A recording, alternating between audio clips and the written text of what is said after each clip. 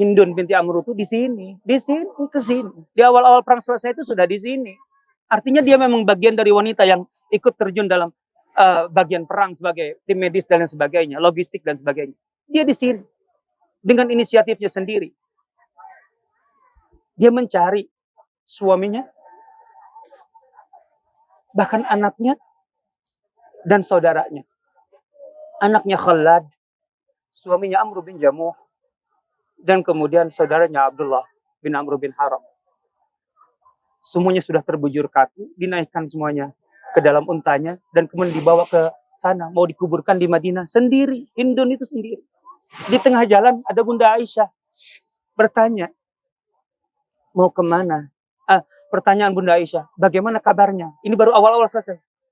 Engkau punya informasi tentang Rasulullah? Hindun itu berkata apa? Fa'amma Rasulullah fasaleh. Rasulullah sehat-sehat saja, baik-baik saja. Dan kata dia, artinya memberi pesan kepada Aisyah, tenang Aisyah.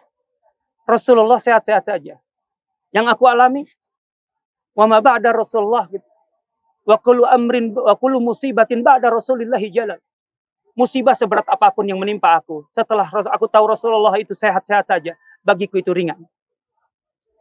Terus kata Abu Aisyah, terus 3 orang ini siapa? Anakku, suamiku, dan saudaraku.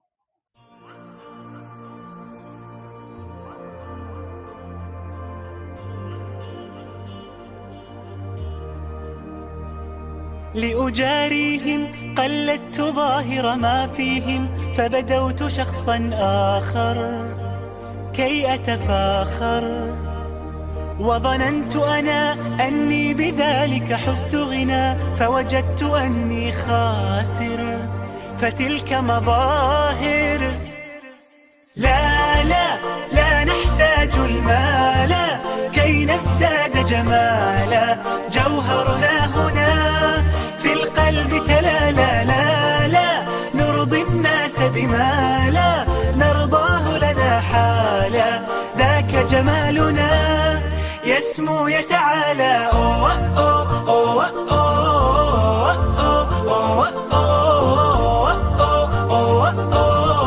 كن أنت تزداد جمالا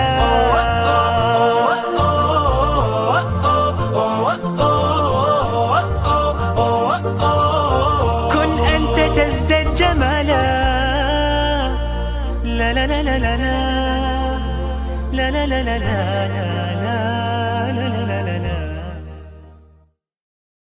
Assalamualaikum warahmatullahi wabarakatuh. Apa kabar teman-teman pencinta sirah dimanapun berada? Siang hari ini kembali kami dari Indonesia Sirah Institute ISI masih bersama Ustadz Asep Sobari dalam perjalanan umroh kami. Saat ini kita sedang berada di Bukit Uhud, ya. Luar biasa sekali. Mohon maaf suasananya agak masih sendu Ustadz, karena kita baru saja mendengarkan kisah perang Uhud yang luar biasa, sangat berbeda sekali karena kita berada di lokasinya. Di belakang saya ini adalah makam syuhada Uhud, di sekelilingnya adalah Bukit Uhud. Luar biasa sekali untuk kita belajar sirah di lokasinya. Bagaimanapun itu beda rasanya ya. Semoga masih tercium nggak Ustadz aroma surga di sini? Ya, semoga masih tercium ya. Nggak terasa panasnya walaupun sini sangat panas menyengat. Tapi insya Allah kalau kita mendengar kisah tadi barusan ya luar biasa, itu nggak kerasa sama sekali panasnya.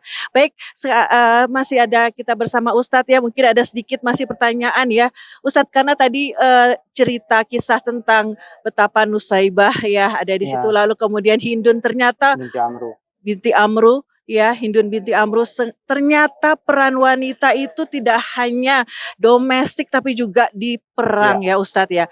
Bagaimana ini Ustadz kisahnya, dan bukan main, ini menggugah hati. Kali, ya, pelajarannya ya, ibrohnya panjang. Mungkin begini ya. Perlu difahami bahwa tentu para sahabat, apalagi aktivitas para sahabat di saat Rasulullah SAW hidup itu adalah hujjah bagi kita semua.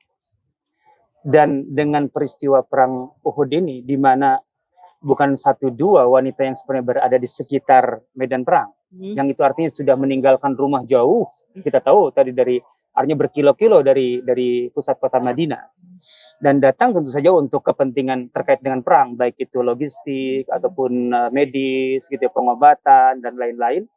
Dan bahkan ketika kondisi lapangan mendesak, dalam arti kaum muslimin waktu itu di Uhud di babak kedua terdesak, kaum wanita diantaranya yang jelas-jelas Nusaibah gitu ya, itu terjun ke medan perang dan bertempur di sini.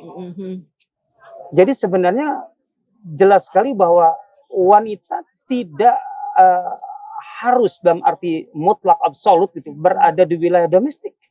Wanita muslimah, para sahabiah itu berada di medan perang loh ya.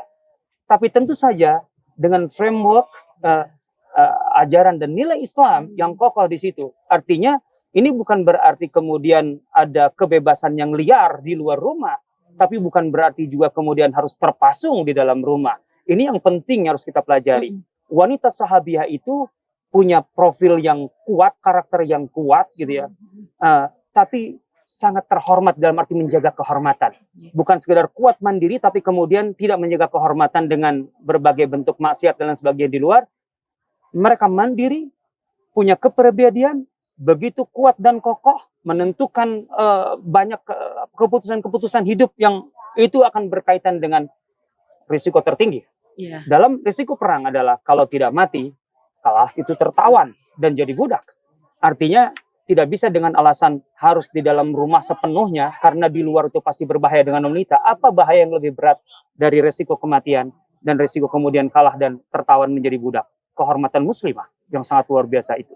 Ini artinya sekali lagi kita tidak boleh terlalu ekstrim baik di kanan ataupun di kiri. Kita harus pahami dengan baik profil dari sahabiah, para sahabiah itu Nusaibah yang ada di sini, yang jelas-jelas Rasulullah sampai memujinya. Dan ketika perang itu selesai, Nusaibah kemudian Rasulullah SAW berkata kepada Nusaibah, aku melihat tidak ada keluarga yang lebih hebat dari keluarga bagaimana Nusaibah. Mereka semua berada di sini, bertempur di sini bersamaku di saat yang paling genting. Begitu Nusaibah mendengar bahwa Rasulullah memuji, mengapresiasi apa yang dilakukannya bersama keluarganya, anaknya, suaminya, Nusaibah berkata, kalau begitu ya Rasulullah, aku memohon sesuatu. Aku memohon sesuatu. Berdoalah kepada Allah agar bukan hanya di dunia kami bersamamu, tapi menyertaimu sebagai keluarga di surga, bukan sebagai pribadi. Jadi Nusaibah mohon kepada Rasulullah setelah Uhud itu, agar Rasulullah SAW berkenan mendoakan dirinya dan sekeluarga menyertai Rasulullah di surga. Kata Rasulullah, aku mendoakanmu untuk bersamaku di surga sebagai keluarga. Masya Allah, dan kecintaan kepada Rasulullah luar biasa ya Ustadz ya. Dan kita lihat lagi juga dengan Hindun binti Amru itu, walaupun kehilangan suami, anak, tapi baginya tidak mengapa ya Ustadz ya. Selama Rasulullah masih hidup. Kullu musibatin ba'da Rasulillahi jalal. Seberat apapun musibah yang menderaku, selama Rasulullah masih hidup dan selamat, maka bagiku ringan.